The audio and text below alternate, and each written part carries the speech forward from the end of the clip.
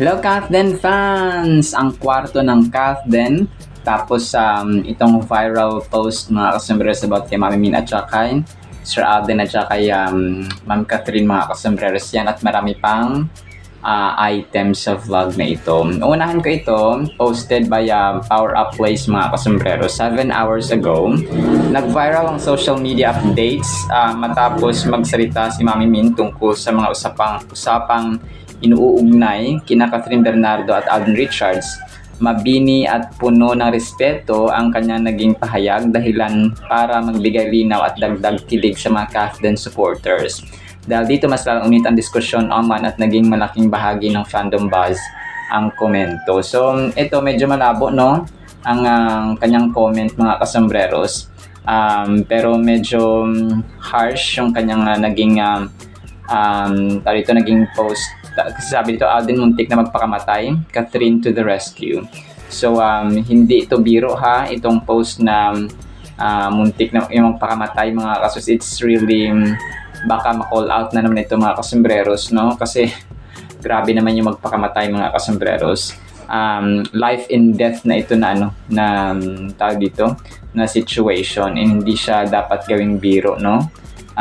Kung sana magkaroon ng konting hinay-hinay ba no sa kasi yung pagpapakamatay basta life and death na mga terms mga kasombreros hindi natin in-encourage sana sa social media kasi buhay ng tao. So grabe naman yung muntik na magpakamatay. Tapos Catherine to the rescue. So, pwede naman tayo mag-update, no? At saka pero not to the point na we are crossing the limit, no? Na grabe na, sobra na yung kumbaga parang may limitation ba, no? Bilang mga fans kagaya natin, meron dapat limitation. So, hindi dapat ganito. Baka ma-call out na naman ito. So sana hindi ma-call out, no? Pero huwag naman dapat sobra-sobra na magpapakamatay talaga mga kasombreros. Siguro sa mga issue ng depression ni Sir Alden, pero parang wala na akong narinig na gusto niya magpakamatay mga kasombreros. So may mga problema, yes, pero not to the point na gagamitin ang term na magpakamatay mga kasombreros, no? At saka mga Cathenatics. And then ito, so next item tayo mga kasombreros, posted by Entertainment Video. Catherine Bernardo is most adorable, cute, innocent, beautiful lady, and she is perfect actress who has attractive personality. So tapos picture ni Ma'am Catherine na, if I'm not mistaken, ay throwback. Dirty white din ito mga kasombreros, no? Na kanyang damit. Tapos kagabi, nag-post ang GMA Sparkle Artist Center. Ito yung parang picture taking.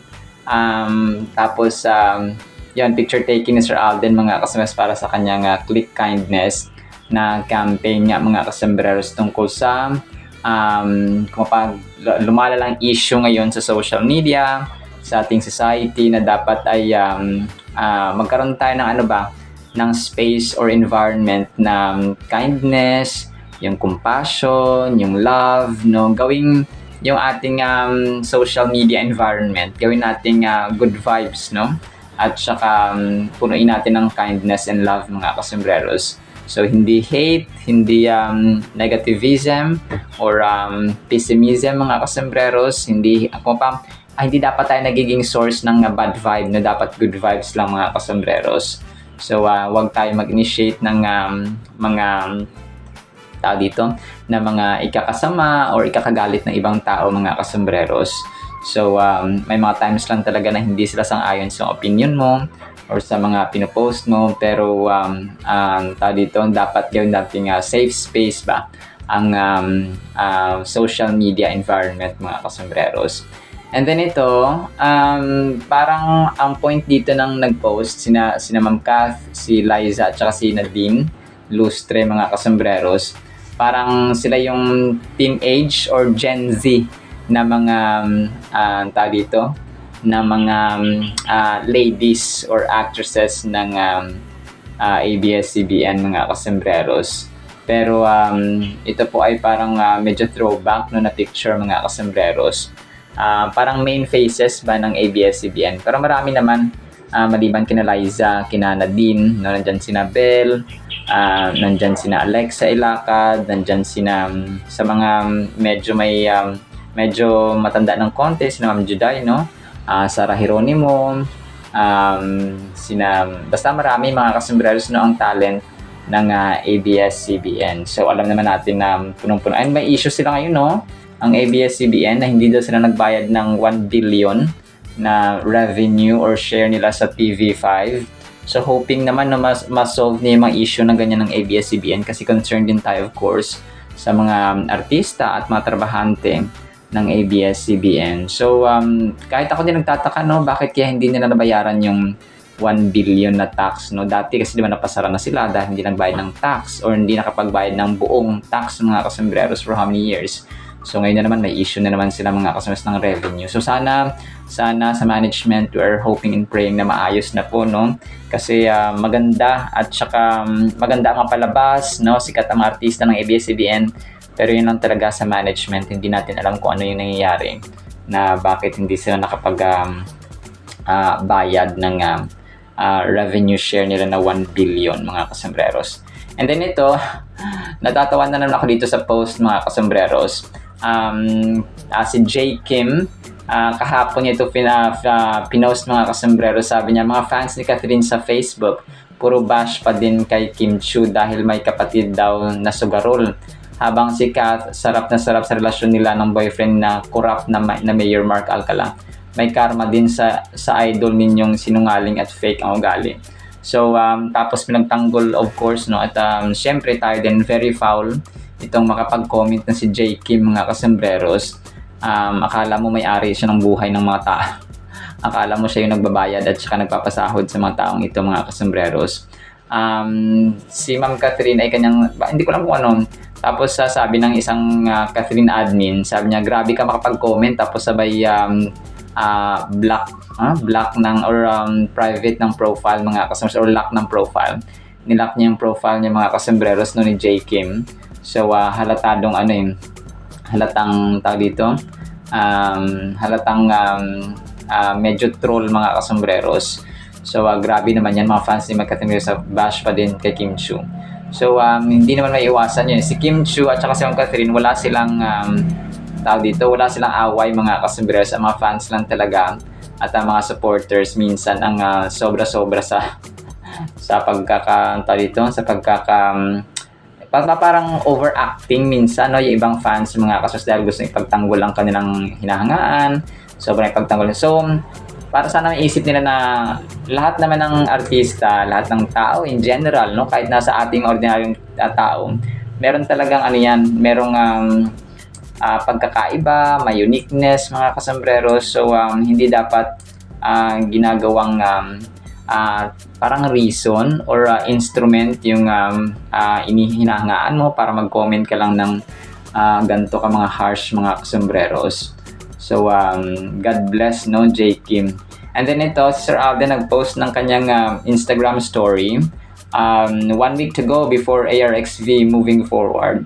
So December 13, tapos may picture siya dito na naka-black, no? Hindi ko alam kung sino tong kasama niya, pero kaka-post niya nito kagabi. So ngayon ay December 7 na, so 6 days to go mga kasembreros bago ang kanyang anniversary or concert mga kasembreros, no, sa Santa Rosa Laguna or Santa Rosa Multipurpose Complex sa Santa Rosa Laguna mga kasembreros. So 15th anniversary, so moving forward, so abangan natin kasi may isang dito, may isang number na kasama yung isa sa miyembro ng kanyang pamilya. So baka iniisip ko ito si Daddy Bay, no, di ba? Kasi si Daddy Bay talagang game na game yan mga kasembreros. So yun, tapos may gagawin din siya na hindi niya pa daw nagagawa sa buong career niya or sa buong 15 years niya mga kasembreros sa showbiz. So aabangan din natin ito kung ano itong sinasabi niyang pasabog na kanyang gagawin mga kasembreros.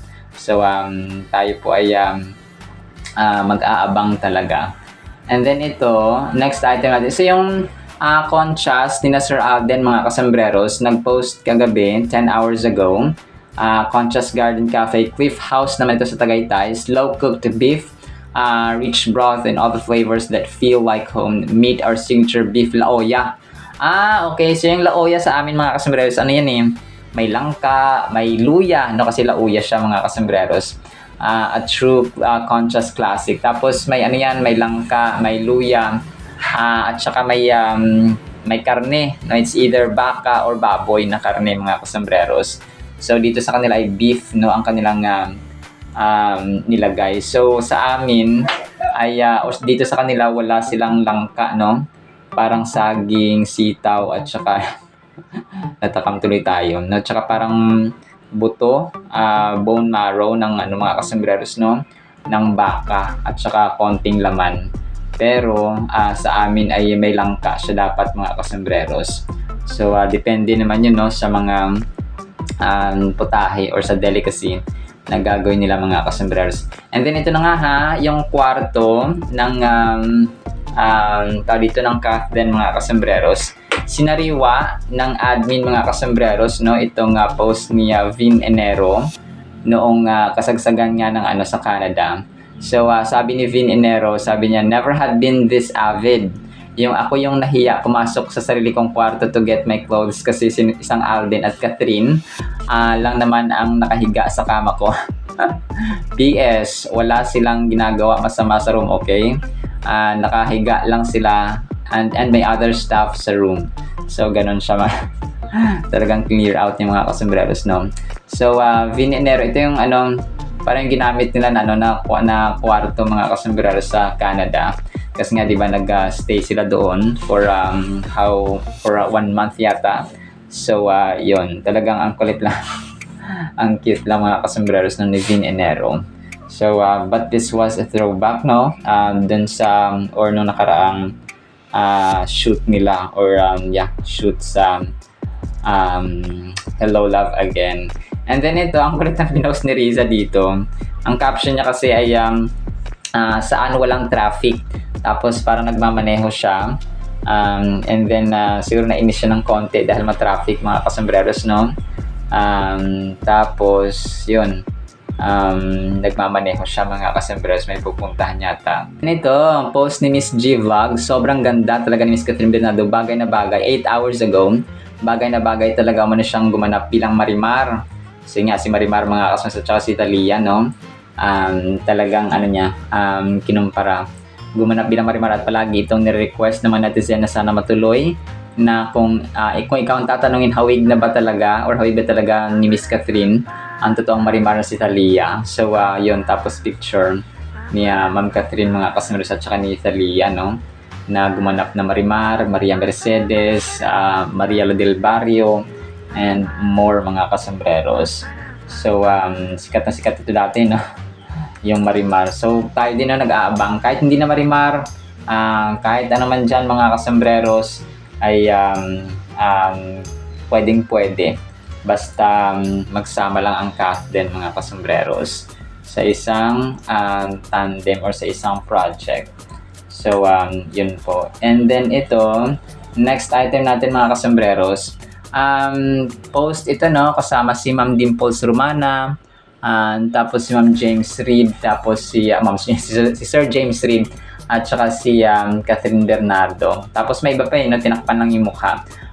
Parang reunion yata ito or event ng ABS-CBN mga kasambreros kasama si Ma'am Dimples Romana. Throwback yata ito, no, na kanilang picture. Pero po pwede rin habang shooting na sila ngayon ng Someone Someday mga kasambreros na kanilang teleserye. Pero either way ay magkaibigan naman talaga sina si Ma'am Dimples Romana at saka si Ma'am Catherine mga kasambreros ever since during pa ng Mara Clara days mga kasambreros. And then ito, last item natin mga kasambreros, panalangin of course, no, ni Sir Alden na hindi mawawala at inaabangan natin. Sabi dito ay, Dear God, thank you for being my steady place when life feels unpredictable. Help me face today with courage and not let fear write the story. Remind me that I'm never walking alone and that your promises stand firm no matter what I see. Sabi nga niya dito, no, Psalm 56 verse 3, when I am afraid, I am putting or I put my trust in you. Help me keep my eyes on what is true and good. When discouragement knocks, fill my heart with hope. Let my words bring life, my actions reflect love, and my thoughts stay anchored in your peace throughout this day. In Jesus' name, Amen. So, Amen and Amen, Pops Alden. So, inaabangan din natin itong kanyang prayer item, of course, no, ni Sir Alden. And yun talagang medyo hindi gaanong marami ang post ni Sir Alden sa kanyang Instagram kasi we know na sobrang busy ni Sir Alden, mga kasomberos, sa kanyang ARXV fan meet sa December 13. Kung kaya aabangan din natin ito, mga kasomberos.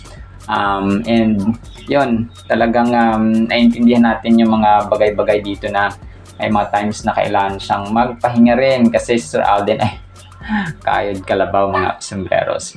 Alright, so yun lang sa ating Kathleen items ha. Ngayon po ay December 7, 2025. Sunday na po, mga kasombreros, no? Blessed Sunday po sa bawat isa. Sana po ipakinggan po natin ang napakagandang salita po ng Panginoon. At para po sa ating Word of God, sobrang ganda po nito, mga kasombreros. Ang title natin ay Makikilala ang sa Diyos. 1 John 2 verses 3 to 4. Now by this we know that we know Him, if we keep His commandments. He who says, I know Him, ang Diyos, and does not keep His commandments is a liar, sinungaling. And the truth is not in him, but whoever keeps His word, truly the love of God is perfected in him. By this we know that we are in Him. So dito nakikilala daw, mga kasombreros, yung mga nasa Diyos. Yung panig, yung mga nanampalataya, yung mga sumusunod, yung mga umiibig, at saka may close relationship sa Panginoon, mga kasombreros. Yung mga taong, sabi dito, nagkikip ng kanyang command, yung mga sumusunod ng utos at kalooban ng Panginoon, especially sa Holy Bible, mga kasombreros. So, ang instructions ng Panginoon, ang kalooban ng Panginoon, maraming ways yun, mga kasombreros Maaring may mga tao na Christians, mga pastors, for example, mga kasamahan natin sa simbahan, mga magulang natin, no, yung mga kaibigan natin na tama yung ina-advise sa atin. So, dito natin kumapa yung guidance, yung wisdom, yung instruction sa atin ng Panginoon may come from people, no? And also sa kanyang salita, no, pinakauna sa lahat yung kanyang salita sa Holy Bible kapag tayo po ay nagbabasa. Tapos yung sa circumstance, no, kapag tayo kunwari ay dumadanas ng gantong uri ng problema, ng challenge, mga kasombreros, or trial, ay isa nito sa pamamaraan ng Panginoon na may gusto siyang sabihin, may gusto siyang iparating sa atin, mga kasombreros. Let's say nagkasakit tayo dahil sa kapabayaan natin sa pagkain or sa ating katawan, no, may mga habits natin. So, nagsispeak ang Panginoon na, oy, alagaan mo naman ang sarili mo. Kasi hindi na maganda ang iyong ginagawa araw-araw. So, pag nagiging habit mo ang maling pagkain or hindi ka kumakain sa tamang oras, so, you are doing the wrong thing. So, ang Diyos ay magbibigay sa iyo ng sakit, no, kagaya ko, mga kasombreros. Yung aking almusal ay alas 12 ng tanghali, alauna ng hapon, alas 11 ng umaga.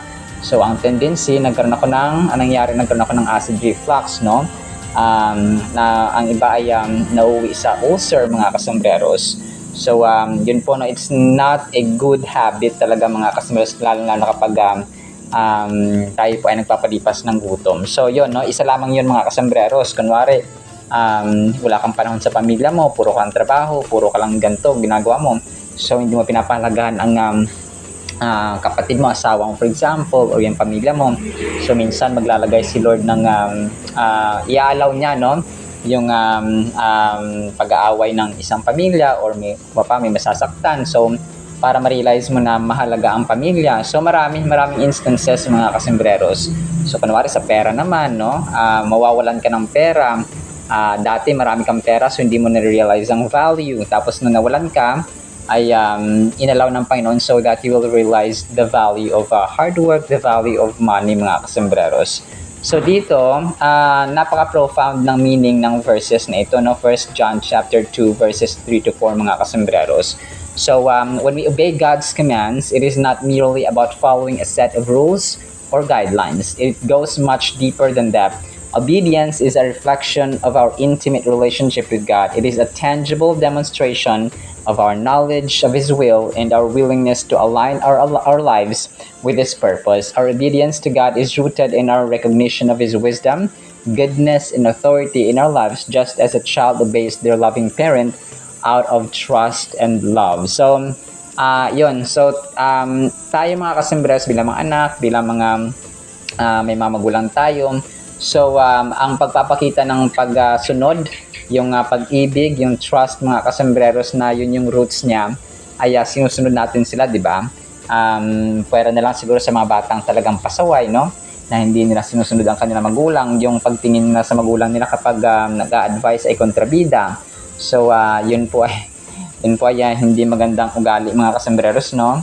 Ng isang tawag dito, ng isang anak mga kasembreros. So, kagaya daw ng ng anak na sumusunod sa magulang out of trust and love, ay ganoon din po dapat sa ating Panginoon. So, doon makikilala ang mga taong pinag-title natin ay makikilala ang sa Diyos, no? Makikilala ang sa Diyos, yung mga taong naniniwala sa Diyos, may pananampalataya sa Diyos kapag may panahon sila, babasa sila ng Biblia, they obey God, no? They obey His Word, and love people, no? Yun yung in general, kapag sabing pag sinunod natin ang utos ng Panginoon, nandun yung love natin sa Kanya, with all our heart, mind, soul, and strength. We spend time, naglalaan tayo ng oras, ng effort, ng money sometimes, and then yung pag-ibig natin sa ating kapwa-tao kagaya ng ating sarili.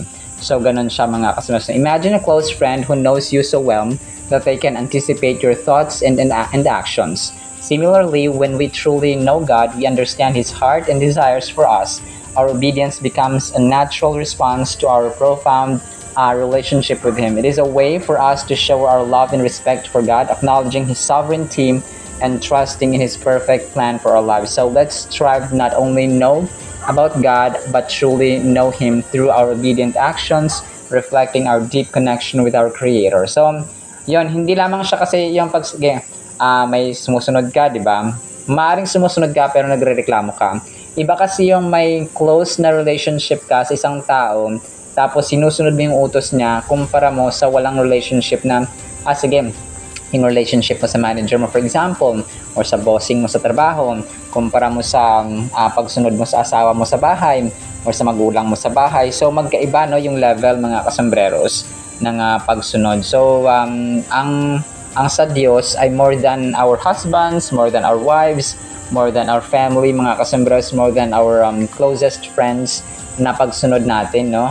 Kasi ang Diyos natin ang lumikha sa atin. So, ibang level, kumbaga pa, na sinasabi dito ni Apostle John, mga kasembreros. So, why is this relevant today? This passage calls for integrity and authenticity in our faith in a world where words are often cheap and promises easily broken. So, sa mundo natin ngayon, no, talagang yung integrity, yung authenticity, especially sa ating government ngayon, talagang dinidemand ng mga tao, mga kasembreros. So, tapos ang mga cheap promises, mga kasembreros, ay easily broken. Kumaga pa, yung mga pangako, napapako, no, very relevant ito, mga kasembreros. And by the way, yung pagsasay mo ng promise, ng pangako, ay kasalanan po yun sa Diyos. Let your yes be yes and your no be no lang, mga kasembreros, ha? Kung hindi mo masunod yung yes, how much more yung promise? Kung hindi mo masunod yung no, how much more yung promise, no? Diba? So, wag ka na mangako. So, yes and no lang siya, mga kasembreros. It challenges us to examine whether our actions align with our declarations of faith. Are we merely paying lip service to God, or are we genuinely striving to live out of His commands in our daily lives? So, examine natin yung sarili ba natin yun ay sinusunod ba natin siya dahil lang gusto natin ang attention ng mga tao, palakpakan nila tayo, recognize nila tayo, or totoo ba na tayo po ay naglilingkod para sa ating Panginoon, mga kasembreros? Iba kasi yung paglilingkod ng sa tao lang. Kasi kapag hindi ka na na-appreciate ng tao, parang mapapagod ka, no? Hindi ko ito gagawin kasi hindi mo mapapansin. Pero kapag sa Diyos ka naglilingkod at saka sinusunod mo siya, ay hindi ka mapapagod because you know na nakikita tayo ng Diyos in secret, no?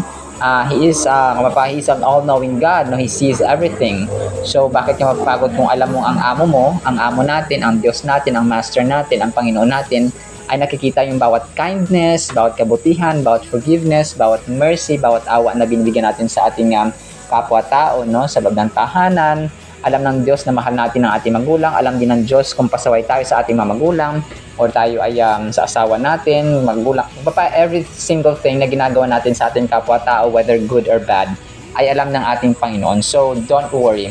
Kasi kapag kabutihan ng ating tinanim at ginawa sa ating kapwa-tao, ay kabutihan din ang ibibigay sa atin ng Panginoon, mga kasambreros.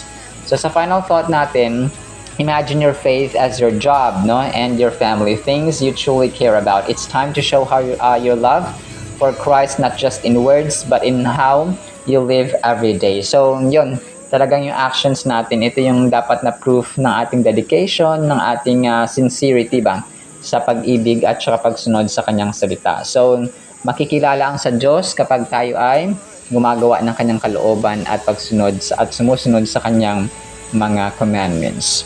Alright, sinama sa ating Word of God, ha? No, ipagpalaan po tayo ng pag-ibig, pananampalataya, pag-asa, no? Sincerity sa pagsunod sa kalooban ng Panginoon. In the mighty name of Jesus we pray. Amen and amen. See you sa next segment, mga kasamaras, and paalam po.